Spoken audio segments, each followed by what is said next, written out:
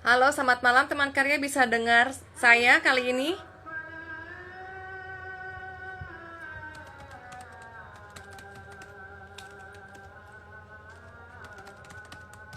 Halo, bisa dengar suara saya malam, Lala. Terima kasih sudah merespon. Teman karya, selamat malam ya. Sorry tadi saya mental dari IG live saya karena koneksi signalnya gitu ya. Nah, teman karya, malam ini kita akan mengundang Bapak Joshua Siregar dari Delkan Indonesia. Terima kasih teman-teman yang sudah merespon ya. Jadi bisa dengar suara saya dengan jelas ya teman karya ya. Saya akan coba undang ya Joshua Siregar. Sebentar saya lagi invite Mas Joshua-nya ya.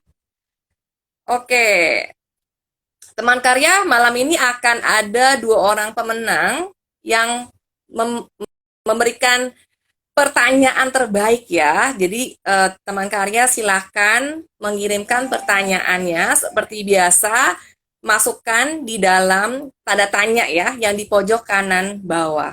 Jadi ada dua orang yang akan mendapatkan saldo OVO senilai 200.000 untuk penanya terbaik. Saya lagi menunggu Pak Joshua ya. Saya udah invite, lagi menunggu Pak Joshua malam ini. Kita akan ngobrolin tentang build organizational resilience in times of uncertainties. Jadi kita akan discuss tentang resilience ya. Seperti apa sih resilience itu? Bagaimana resilience itu penting banget buat kita ya. Kita lagi menunggu Pak Joshua nih, belum masuk Pak Joshua-nya. Saya udah coba invite. Sebentar ya. Teman-teman, kita bisa kirimkan pertanyaan ya di kolom tanda tanya di bagian bawah. Pertanyaan yang terbaik dua orang yang akan dipilih ya akan mendapatkan saldo OVO senilai 200.000. Oke, sebentar ya, masih menunggu dari Dell-nya. Sebentar saya invite lagi, kayaknya gagal tadi ya. Teman-teman jangan lupa ya, silakan drop pertanyaannya.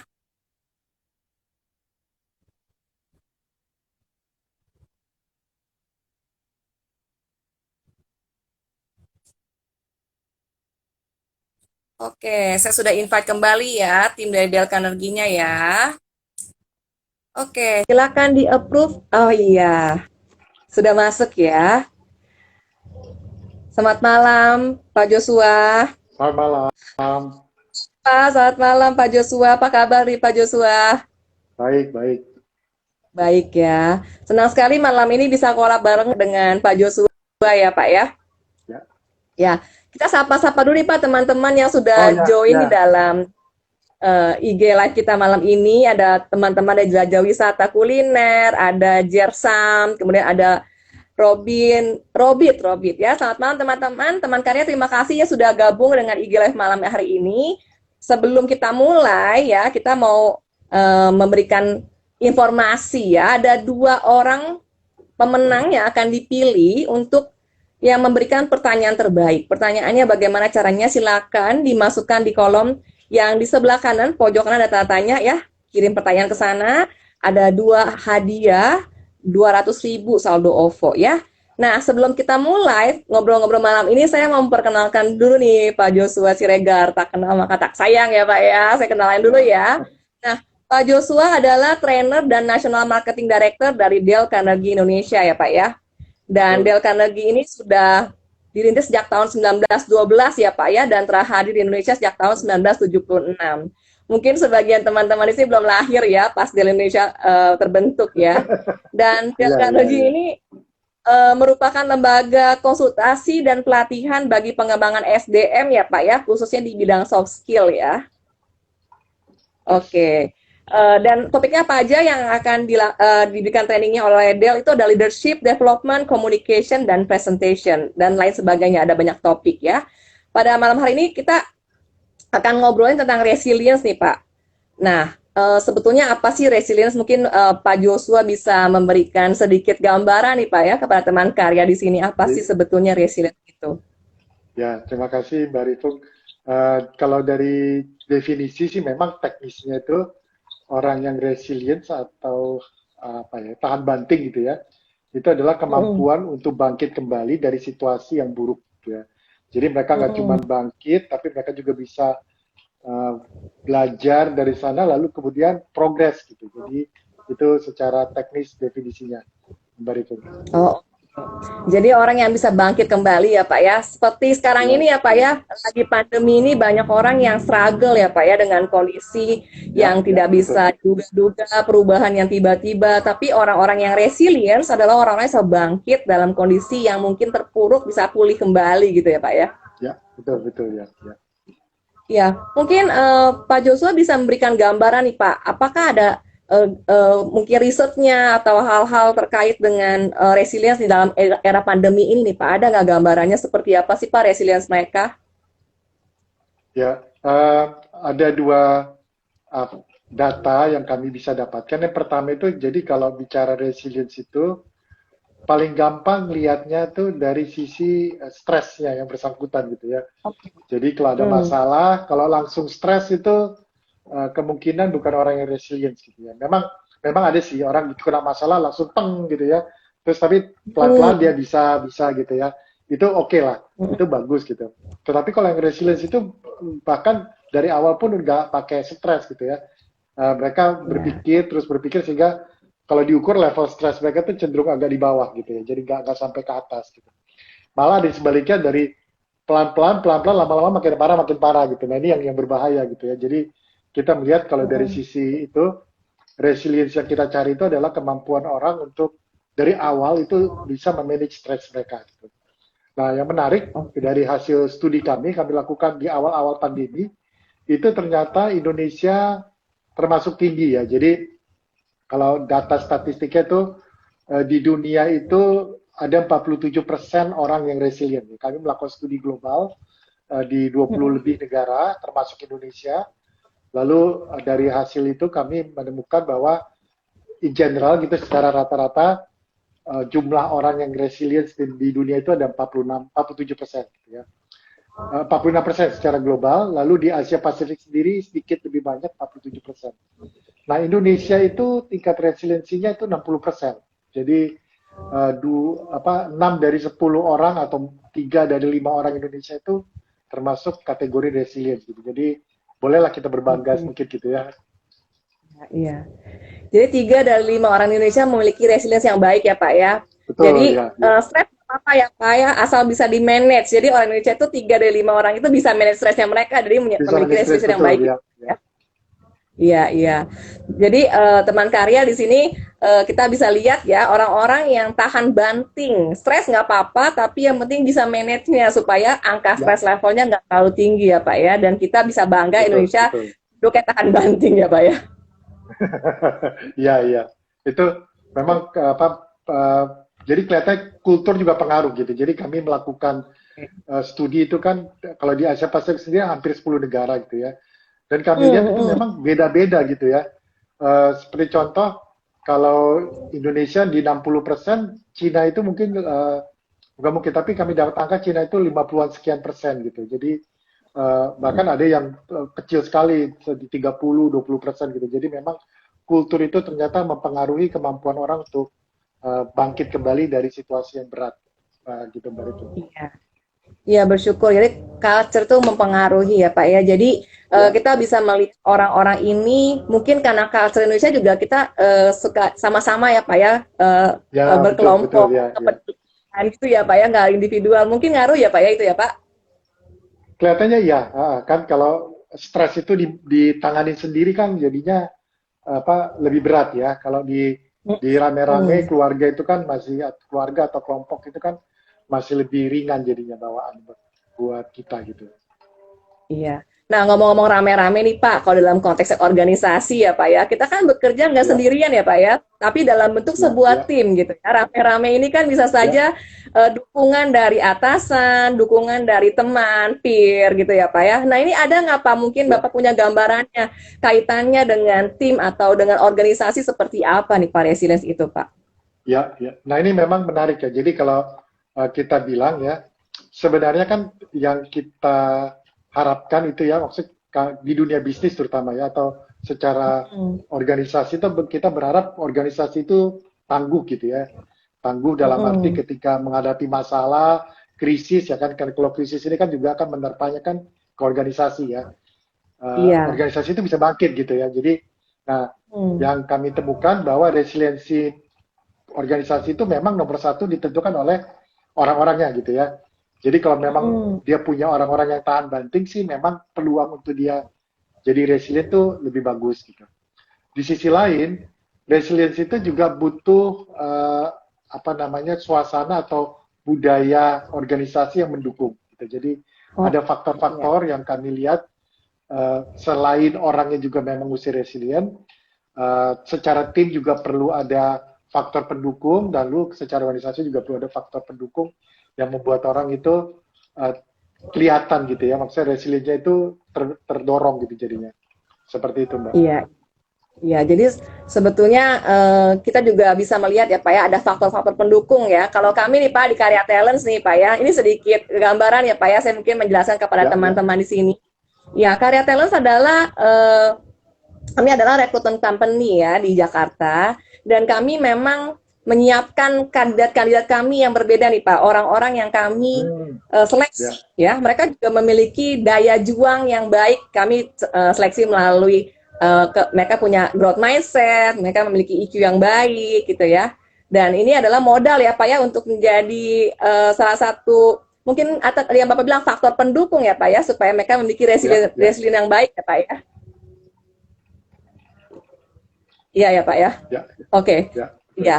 Nah, eh, kalau misalnya dari Bapak nih Pak ya, ketika Bapak melihat leader-leader, sebetulnya soft skill apa lagi yang dibutuhkan leader yang Bapak bilang sebagai faktor pendukung selain tadi mungkin culture yang baik dari perusahaan, Pak? Ya, jadi kalau di level individu itu tentu saja kalau kita bicara resiliensi itu bicara tentang percaya diri ya, bicara tentang Hmm. orang yang berpikir positif itu di level individu. Nah, kalau di level tim itu kita melihat adanya kaitan antara resiliensi dengan yang namanya trusting relationship, jadi hubungan saling percaya gitu ya. Karena begitu hubungan saling percaya itu terbentuk ada gitu ya, baik dengan atasan maupun dengan sesama peers gitu, maka mereka lebih Hmm. terbuka untuk menceritakan tantangan mereka sehingga bisa saling mendukung gitu ya. Tetapi kalau trusting Hmm. relationship itu nggak ada, maka otomatis dia akan menanggung sendiri, dan itu yang sekali lagi saya katakan kalau sudah stres ditanggung sendiri itu efeknya bisa jelek gitu buat kita. Kayak gitu, Mbak. Iya, betul. Iya, bersama ya Pak ya. Pak Joshua, ini semakin menarik nih ya diskusi kita, tapi kita tahan sebentar ya Pak ya. Saya akan menjawab pertanyaan teman-teman yang masuk nih Pak. Ini udah banyak yang masuk ke dalam kolom pertanyaannya. Ada pertanyaan dari Hans ya Pak ya. Bagaimana cara mengukur tingkat resilience ketika hendak merekrut new employee agar sesuai visi company? Nah, bagaimana nih Pak caranya? Ya, jadi kalau dari sisi mengukur itu sebenarnya memang agak sulit ya, tapi salah satu indikator seperti saya katakan tadi adalah kemampuan mengelola stres. Dan saya rasa itu ada beberapa uh, metode-metode tes psikologis yang bisa mengukur kemampuan dia mengelola stres. Itu bisa digunakan sebagai indikator ya. Karena sekali lagi resilience itu juga terkait dengan percaya diri dari orang tersebut gitu. Jadi itu juga bisa kita lihat dari interview, apakah dia orang yang percaya diri atau orang yang ragu-ragu gitu ya. Itu juga jadi beberapa ukuran kita gabungkan, maka kita bisa menyimpulkan bahwa orang ini cukup resilient untuk tim kita atau tidak. Gitu. Kira-kira gitu Mbak Rifki. Iya. Ya, saya sedikit menambahkan nih Pak, kebetulan ada pertanyaan tentang bagaimana cara mengukurnya. Kami Karya Talents memiliki yang namanya VIP test. VIP test ini tentang apa? Tentang mengukur value, interest, dan personality kita terkait dengan dunia kerja. Ya teman-teman, kalau teman Karya tertarik ya bisa masuk ke bio kami di dalam Instagram kami ada bionya. Silahkan diklik, ada linknya untuk tes VIP ke www.karyatalents.com dan itu free ya. Dan kita bisa melihat dari personality kita, stress level kita seperti apa, cara manage stress seperti apa. Tadi itu nyambung dengan pertanyaan teman kita ya, Hans ya. Oke, Pak Joshua ada pertanyaan berikutnya nih Pak. Pertanyaannya dari Rachel, anak muda sekarang memiliki mental mudah down. Gimana tips resilience bagi generasi Z? Emosi apakah selalu negatif? Nah, mungkin bagaimana sih Pak kalau anak-anak yang suka down? Mungkin ada jawabannya seperti apa Pak? Nah, memang kalau pengamatan ya bagi di dunia bisnis memang kadang-kadang cenderung mengatakan generasi muda itu gampang putus asa gitu ya. Eh, Mm-mm. di sisi lain saya sih nggak dari interaksi kami juga dengan beberapa teman-teman gitu di HR itu sebenarnya itu mungkin lebih terkait dengan memang usia mereka gitu ya. Di usia-usia seperti itu memang galau gitu ya, masih masih belum terlalu solid gitu. Jadi mereka mudah terpengaruh dengan emosi. Jadi bisa dimaklumi lah gitu ya. Di sisi lain, ketika mereka kemudian pada akhirnya bisa bangkit, itu menurut saya sudah satu indikasi yang bisa kita manfaatkan untuk kemudian nanti dikembangkan lebih lanjut sehingga pelan-pelan lebih cepat gitu ya, bangkitnya lebih cepat gitu ya. Memang terpuruk sih Mm-mm. terpuruk, tapi lama-lama dia bisa lebih cepat dan lebih tahan banting. Karena nggak ada tuh ya, kalau memang ini jadi perdebatan sih sebenarnya. Wrestling itu datang dari lahir gitu ya, udah dari bawaan orok begitu, atau karena dibentuk gitu ya. Tapi mungkin kesimpulannya begini ya, ini apa kecenderungan sekarang gitu ya, hasil survei sekarang itu, studi-studi sekarang, bahwa resilience itu mirip kayak bakat gitu ya, bakat, anggaplah bakat olahraga gitu ya. Memang dia punya bakat, Mm. tapi kalau nggak dilatih, nggak akan berkembang gitu ya. Ya, jadi ada dari ada bawaan pribadinya, tetapi dengan lingkungan kondisi lingkungan yang positif pun akan membantu orang untuk menjadi lebih resilient gitu. Jadi dua-duanya perlu gitu. Jadi nggak perlu menyalahkan memang kamu orangnya tidak punya harapan gitu, apa tidak tahan banting gitu ya. Tapi juga dari tim juga sebenarnya bisa membantu teman-temannya bisa membantu untuk membuat dia semakin lama semakin tahan banting. Kira-kira gitu Mbak Rifun. Iya, jadi dari leadernya, dari timnya bisa melatih ya, membantu, mensupport supaya terbentuk ya Pak Yes, resilience ini yes, dengan hati oleh mereka yang support ya Pak ya. Iya, ya. thank you Pak Joshua. Nah, sekarang ini dari Lala nih ya, ya Pak ya, Lala Visa nanya kalau dalam mencari relasi untuk pekerjaan kadang resilience menjadi hambatan. Apakah ada tips dan skill untuk ini? Dalam relasi dan Mencari pekerjaan nih rela, Pak, suka ada hambatan nih. dalam relasi dan bekerja oke oke ya ya ya. Uh, Mm-mm. Tipsnya ada beberapa ya. Nomor satu itu kita harus belajar untuk membangun hubungan positif. Itu yang tadi saya singgung ya. Jadi artinya Mm-mm. ketika kita di berorganisasi lah, nggak harus bekerja di kampus pun gitu ya. Kita harus belajar membangun hubungan Iya. positif. Salah satunya dengan kita alih-alih berkomentar buruk gitu atau mengkritik gitu ya. Eh, kita belajar untuk apresiatif sama orang gitu. Apresiatif, memperhatikan dengan tulus ya, bukan dengan fulus gitu ya. Jadi ketika kita perhatikan Iya, orang iya. dengan tulus gitu, itu kita belajar untuk membangun hubungan positif dan itu jadinya akan mendukung untuk kita lebih resilient gitu ya. Jadi kita lebih bisa melihat hal positif dari orang, nggak cuma negatifnya, nggak cuma dunia ini gelap gitu ya. Dan memang kalau saya perhatikan sih terus terang dunia sosial media gitu ya, atau media pada umumnya sih cenderung mengangkat hal-hal negatif gitu. Jadi ini Iya. perlu diwaspadai juga gitu ya. Jadi jangan jangan terlalu termakanlah dengan berita-berita di media sosial ataupun bahkan di media-media pada umumnya karena kalau kita terus-terusan mengisi dengan hal-hal negatif ya otomatis yang positifnya tergeser juga gitu jadi dari itu. Jadi kita masih seleksi ya Pak ya, nggak semua kita masukkan ke Yes, dalam pikiran yes, kita ya betul, Pak ya. Kita betul. tuh mempengaruhi mindset kita ya Pak ya. Iya, Ya. betul, betul, Oke, betul thank banget tuh, betul banget. thank you Pak. Ini ada pertanyaan lagi nih Pak ya dari teman kita. Bagaimana namanya Cicit ya Pak ya? Gimana cara mengasah kemampuan untuk berpikir kreatif dan out of the box Pak? Ini kan juga mempengaruhi ya Pak ya dalam kondisi sekarang ini ya. Gimana nih Pak? Iya, iya, iya.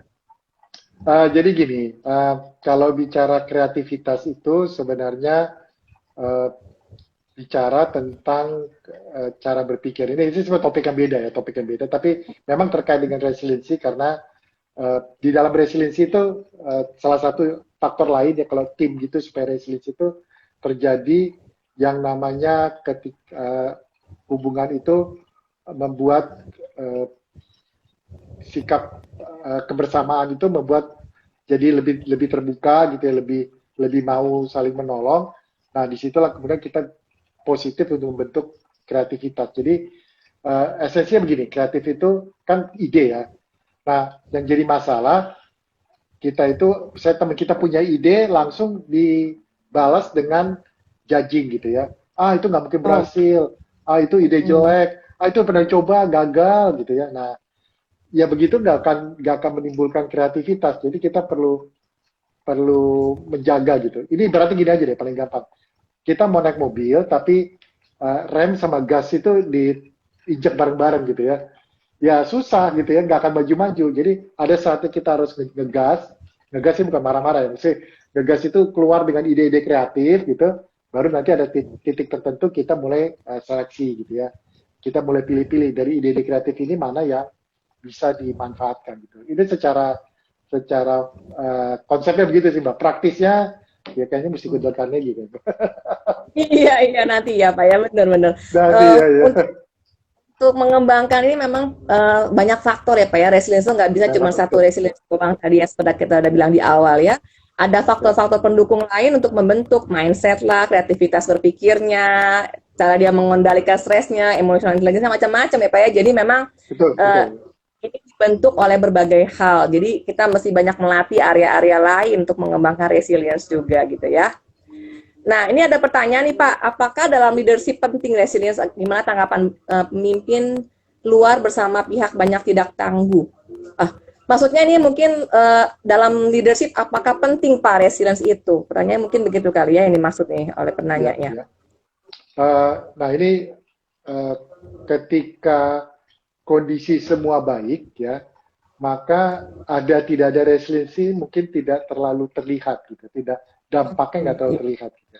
Tapi begitu kondisi krisis terjadi perubahan mendadak gitu ya, lalu volatility, uncertainty gitu, hal-hal seperti itu, maka kualitas kepemimpinan yang resilience itu kelihatan banget gitu, jadinya dampaknya itu kelihatan banget. Kalau dari atas sudah putus asa, gimana bawahnya gitu kan jadinya. Jadi akhirnya itu menjadi satu tenaga cadangan kalau saya boleh bilang ya, reserve power untuk menghadapi situasi-situasi yang berat gitu, krisis gitu misalnya kayak gitu Mbak. Oke, jadi penting ya Pak ya, leadernya positif dulu ya, anaknya ngikut ya Pak ya. Iya. Nah, ini ada pertanyaan dari Sis Nauli Pak, apakah agile dan resilience itu berbeda Pak? Seberapa penting keduanya Pak? Ya. Oke. Ini menarik nih karena jadi kami melakukan tiga studi secara berturutan gitu ya. Jadi tahun lalu, tahun 2021 kami melakukan studi tentang kreativitas. Lalu tahun 2020 kami melakukan studi tentang resilience ini di awal-awal pandemi. Lalu tahun 2019 kami melakukan studi tentang agility, ya agile. Dari sisi ketiga hal itu sebenarnya itu hal yang berbeda-beda gitu, dan berbeda dalam arti masing-masing itu punya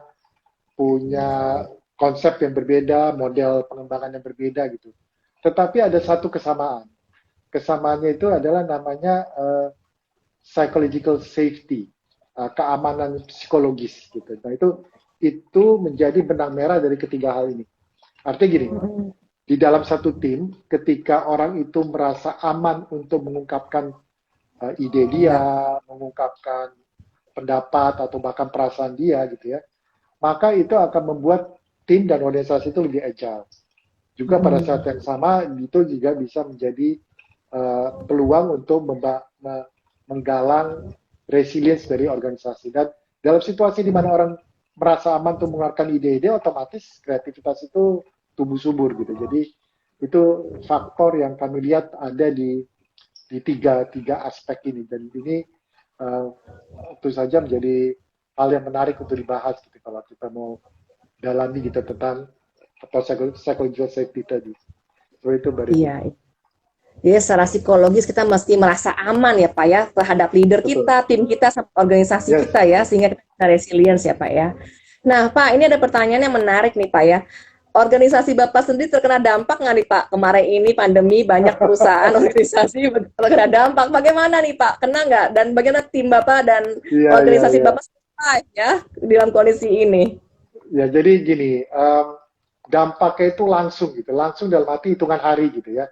Jadi begitu Mm, pemerintah, kami ini lembaga pelatihan, jadi kami menjalankan pelatihan. Jadi begitu pemerintah mengatakan, zaman dulu PSBB ya, apa sih PSBB ya, iya, pertama kan PSBB gitu kan. Begitu bilang iya. PSBB, udah stop semua semua pelatihan itu stop. Jadi, tetapi dalam waktu 3 bulan kami harus pivot gitu. Dari yang Mm-mm. melakukan secara onsite harus lari ke online. Nah, pada Iya, iya. saat yang sama kita harus juga mendidik customer kami gitu ya. Mendidik customer kami untuk bisa melihat bahwa training online pun bisa kualitasnya, dampaknya sekuat training onsite gitu. Dan itu yang kami perjuangkan di tahun-tahun di awal tahun 2020 ketika pandemi ini mulai menyerang gitu. Tapi kemudian sekarang sudah lebih lebih apa sama-sama lah dengan customer kami juga sudah lebih terbuka untuk training online dan kami pun juga punya kesempatan untuk berikan jasa kami secara online jadinya. Kayak gitu Mbak Rifun. Iya. Jadi langsung mencari strategi baru ya Pak ya untuk Betul, mengatasi betul ya. ini. Di sini leader berperan penting ya Pak ya untuk mengatasi hal ini dan support dari tim semuanya mesti ready ya Pak ya sama-sama ya. Lagi kondisi itu kan semua pada nggak jelas soalnya kan Pak. Ya, ya. Jadi kalau yang kami pelajari begini, ketika leader itu kompak dan punya visi yang sama, Mm-mm. maka tim itu merasa aman. Aman dalam arti, oke, ini saya bisa percaya dengan leader saya ini punya cara, punya arah untuk bawa kami keluar dari sini. Nah, gitu kan. Ya. Itu dulu gitu. Jadi kalau itu tidak terjadi, maka bukannya kita berjuang sama-sama, kita yang ada malah cari selamat masing-masing gitu kan. Jadi malah berdampaknya Mm-mm. lebih buruk gitu jadi. Seperti Ya, itu. betul.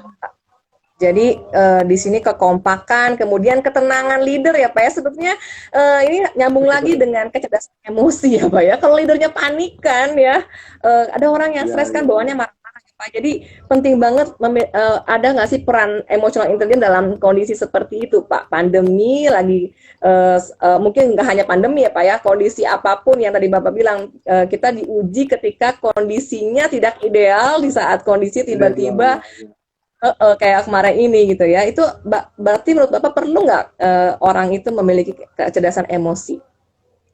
Ya, kecerdasan emosi itu kan ada dua sisi ya, dua sisi dalam arti Hmm. sisi kita mengenali emosi kita dan Iya, bisa mengelola emosi kita dan kita yang sisi lainnya adalah sisi eksternal. Kita bisa mengenali emosi orang lain dan bisa mengatur sikap kita untuk menghadapi emosi orang lain dan dalam situasi yang apa ya stres tingkat tinggi gitu ya dalam ya, situasi iya. seperti itu di awal-awal pandemi itu di mana semua stres itu maka kemampuan untuk mengelola emosi sendiri itu menjadi penting sebelum kita juga bisa memahami orang lain gitu. Jadi bukannya kalau kita sama-sama emosi yang ada sudah kebakar tambah dituang minyak gitu malah jadinya. Jadi bukan Iya. memadamkan masalah malah menambah masalah gitu. Nah, itu memang kalau dibilang dalam konteks itu ya betul emotional intelligence itu menjadi satu faktor yang berpengaruh saja uh, karena emotional intelligence itu termasuk yang cukup luas konsepnya, maka ada bagian-bagian yang berpengaruh, ada bagian yang mungkin untuk nanti pas berkembang nih sekarang nih sudah mulai stabil, kita mau naik lagi, nah ini aspek emotional intelligence yang lain yang nanti akan berperan. Iya. Oke, terima kasih nih Pak. Ini ada pertanyaan dari Yuki Tak nih Pak ya. Pak, saya punya kelemahan adaptasi dan tidak open mindset. Apakah ini faktor penghambat resilience, Pak? Oke, tidak open mindset ya. Jadi kalau di satu sisi kalau bicara tentang orang yang tidak fleksibel mungkin ya tidak open mind gitu ya, Mm-mm, uh, mm-mm. mungkin terkait dengan personality dia, mungkin juga terkait dengan dia punya apa namanya lingkungan begitu ya, lingkungan dia gitu ya. Jadi di satu sisi saya tidak akan judging dia itu tidak resilient gitu ya. Tapi pertanyaan sekarang bagaimana dia dalam kondisi seperti itu menghadapi stres gitu ya. Jadi kalau modelnya tadi kan tinggal ada 3 pilihan sih ya.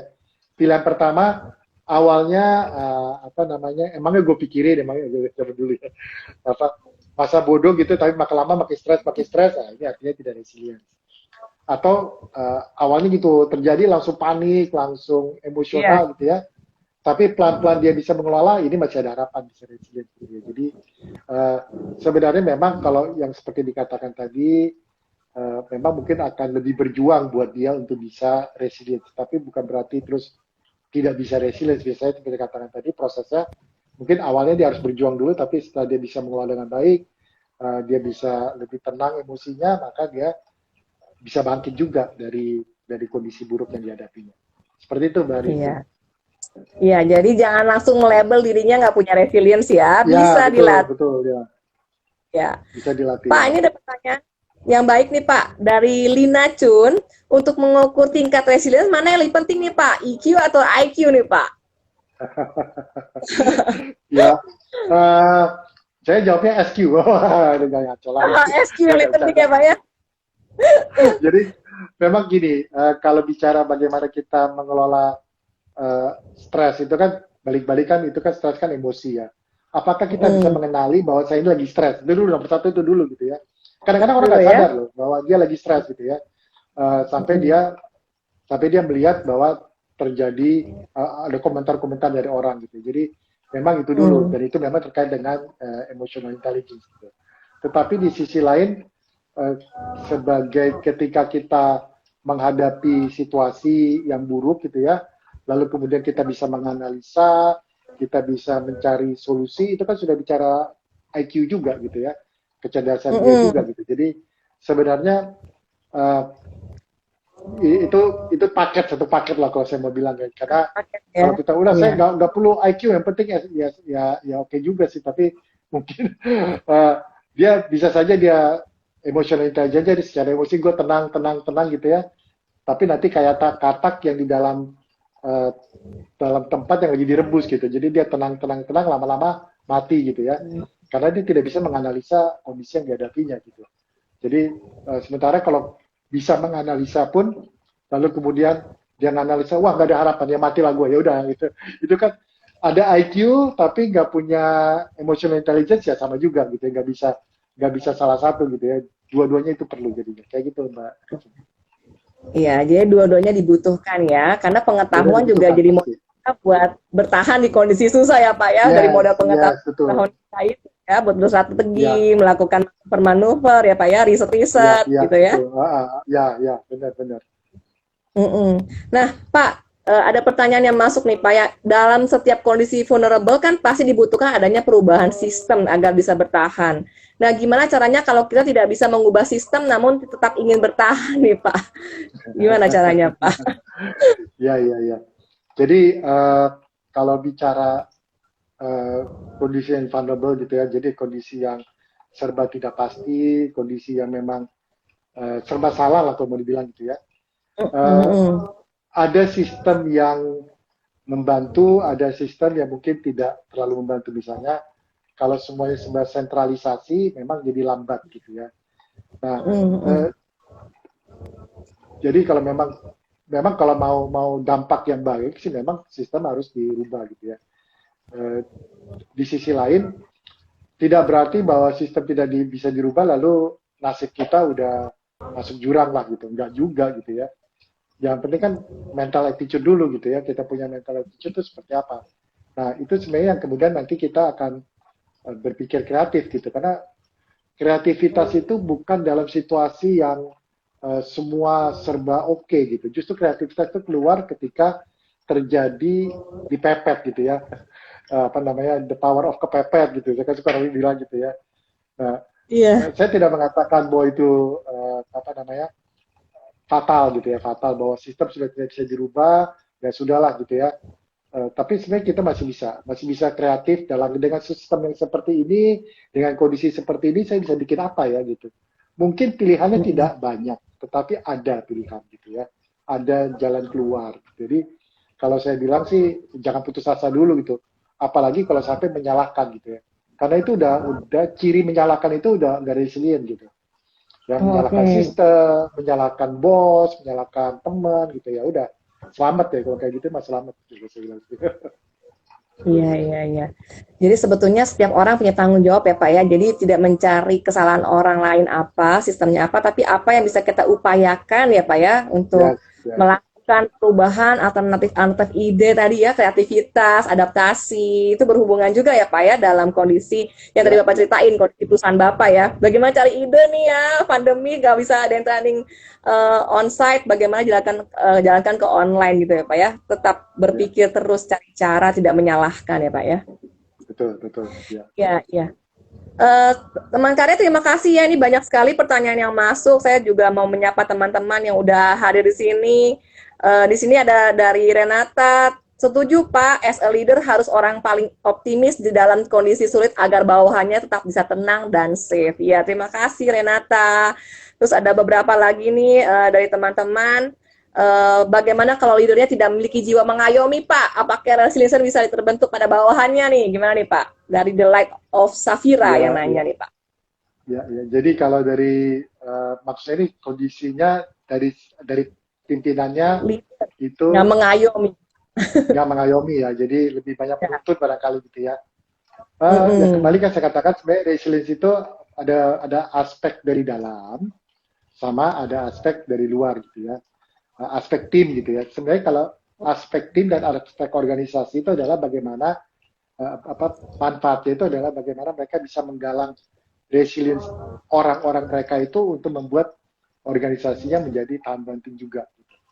Nah, jadi ketika pimpinan itu tidak bisa menggalang resilience dari timnya, tidak berarti timnya tidak resilient. Orangnya sih per orang itu tetap bisa gitu. Tetapi organisasinya yang nanti terdampak gitu yang jadi apa hasilnya gitu seperti itu.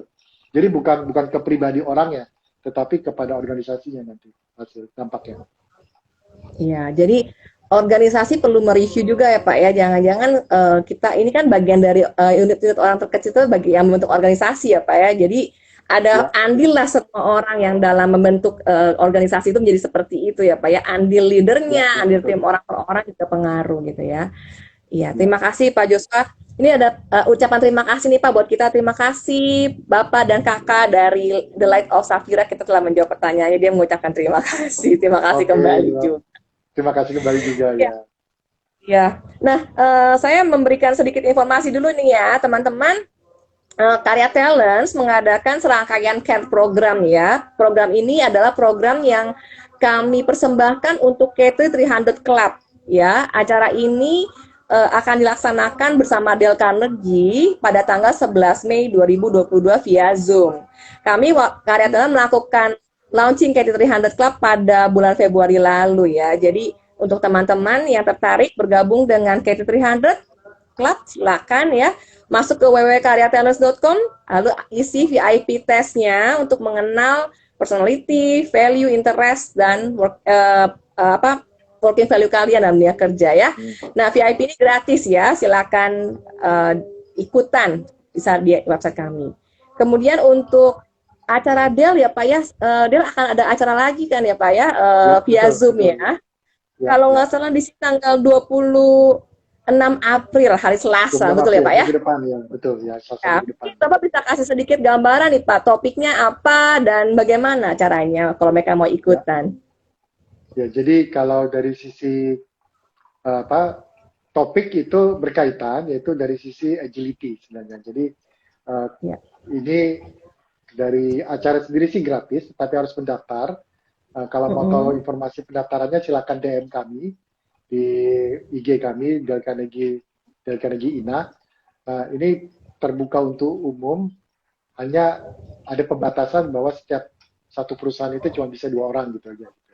Karena kita ingin memberikan kesempatan kepada supaya message ini bisa tersebar ke lebih banyak organisasi gitu. Kalau nanti diborong satu perusahaan ya nggak dampaknya nggak se-Indonesia gitu jadinya. Itu rencana kegiatannya itu tanggal 26 pagi jam 9 sampai setengah 11 jam 11 kalau tidak salah. Iya. Via Zoom ya Pak ya acaranya ya Pak ya, Ya Zoom online ya, ya. betul, online ya. Jadi yang dari Ya, luar kota juga bisa ikut. iya. Teman karya yang tertarik boleh tuh ya join dengan acara Dale Carnegie ya. Acaranya sangat bermutu sekali, baik sekali. Dari Pak Joshua sebelum kita menutup nih Pak ya, kira-kira mungkin Bapak bisa memberikan nggak ya summary nih Pak untuk teman karya dan teman-teman Dale Carnegie Indonesia yang menonton IG Live ini ya, mungkin mereka secara pribadi kan pengen sekali mungkin melatih, tadi Bapak bilang melatih resilience mereka. Secara pribadi nih Pak ya, kita nggak ngomongin tentang tim atau sebagai organisasi, tapi mereka pribadi bagaimana cara ngembanginnya nih Pak, tips dari Bapak yang simpel untuk mereka. Jadi untuk pribadi, level pribadi kami temukan ada 2 faktor yang mempengaruhi resilience orang. Yang pertama adalah percaya diri. Jadi kita harus mengembangkan kepercayaan diri kita. Caranya gimana? Keluar dari comfort zone. Ya mau nggak mau gitu ya. Karena ketika kita keluar dari comfort zone, lalu kita berhasil, kita menjadi lebih pede. Bahkan ketika kita keluar dari comfort zone, melakukan hal-hal yang tidak biasa kita lakukan, lalu hasilnya kurang baik pun, itu akan membuat kita kita bisa mengevaluasi, bisa perbaiki diri, kan otomatis juga meningkatkan percaya diri kita. Itu yang pertama. Yang kedua, saran kami adalah dari sisi positive attitude. Nah, itu tadi sudah sempat saya singgung. Yang paling gampang sih, yaitulah difilter lah yang masuk itu ya, jangan yang negatif-negatif dikumpulin gitu ya. Ini maaf nih kalau saya agak ngomong gitu ya, ulah-ulahnya selebritis dibaca-bacain, aduh please deh gitu ya. Kalau tidak inspirasional ya asal tahu aja boleh lah gitu, tapi jangan dibawa tidur gitu aja gitu ya. Itu satu. Nomor 2, kalau mau bicara positif itu adalah cara kita melihat semua masalah, cara kita melihat misalnya ini situasi COVID ini ya, apakah kita menyalahkan ya, apa itu menyalahkan teman, menyalahkan COVID, menyalahkan pandemi, menyalahkan pemerintah barangkali gitu ya, atau kita melihat aspek positif dari situ gitu ya. Misalnya contoh, wah sekarang saya jadi work from home, saya jadi lebih banyak di rumah gitu ya, nggak buang-buang duit itu ya gitulah. Kalau kita bisa melihat hal positif dari sesuatu yang buruk, itu akan membantu meningkatkan resilience kita. Gitu, 2 itu pesan dari kami gitu ya. Iya, itu PR-nya pesannya ya. besar. Iya. Yang paling penting adalah apa yang kita baca, apa yang kita tonton tuh mempengaruhi kita deh ya. Jadi perlu benar-benar mencari asupan bacaan atau tontonan yang bermutu ya, supaya punya pikiran positif, mindsetnya positif atau growth mindset kita sebutnya. Teman-teman, teman karya, terima kasih nih, pertanyaannya banyak sekali yang sudah masuk, tapi tidak semuanya bisa saya bacakan karena keterbatasan waktu. Dan terima kasih untuk teman karya yang sudah mengirimkan pertanyaan. Nanti akan dipilih 2 pertanyaan terbaik, akan diumumkan nanti di IG Karya Talents ya. 2 orang pemenang saldo OVO senilai 200.000. Nanti jangan lupa pantengin terus ya IG-nya Karya Talents dan tunggu pengumumannya siapa yang memenangkan hadiahnya. Dari Karya Talent mengucapkan terima kasih banyak nih Pak untuk Pak Joshua malam ini yang sudah kolab bareng di ini. Terima kasih untuk pertanyaan yang sudah dijawabin juga nih Pak ya. Kami mendapatkan banyak sekali insight dari apa yang sudah Bapak sampaikan kepada kami, dan saya menantikan kolaborasi kita berikut-berikutnya lagi nih Pak. Ya, sama-sama, terima kasih untuk undangannya. Kami juga senang bisa saling berbagi. Mudah-mudahan ini menjadi satu awal gitu ya dari cara berpikir kita yang baru untuk kita lebih resilient dalam menghadapi pandemi ini. Iya. Terima kasih juga untuk pertanyaannya ya teman-teman. Iya, sama-sama Pak. Teman karya jangan lupa ya untuk follow IG-nya Karya Talents buat yang belum follow ya. Lalu kami juga ada LinkedIn, di follow juga LinkedIn kami, dan teman-teman juga bisa follow IG-nya Dale Carnegie Indonesia. Untuk konten-konten termutu, ikutilah IG kami ya Pak ya. Oke, kalau gitu Pak Joshua terima kasih banyak, teman karya terima kasih banyak. Ya, terima kasih Mbak Ega juga sama, terima kasih teman karya, saya tidak bisa sebutkan satu-satu, terima kasih banyak. Sampai ketemu di acara-acara dan IG live-nya ya. Jangan lupa di-follow. Terima kasih semuanya. Terima kasih, Selamat malam. Selamat malam. Terima kasih. Bye-bye. Bye.